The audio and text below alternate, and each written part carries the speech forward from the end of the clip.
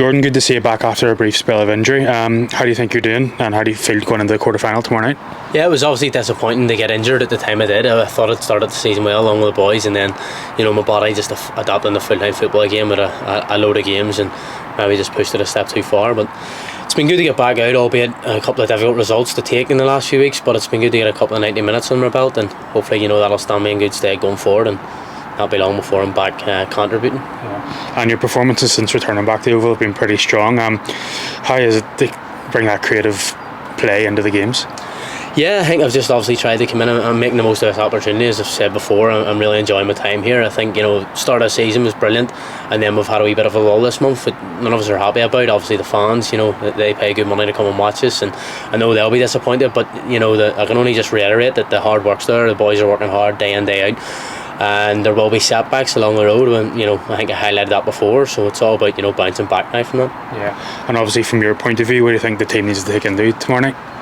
Well, yeah, listen, you only get a couple of opportunities every year, and you're very fortunate if you win a trophy. Throughout your career, some people don't go a full career without winning a trophy. So to be in a quarter final here at home with home advantage, and to win that and maybe have home advantage in the semi-final, that would be great as well. So massive opportunity, and one you should never take for granted, because you don't know when you'll get into a quarter final again. Yeah. And how is mood in camp this week? Obviously we drew with Bangor there on Friday night, but how's things today?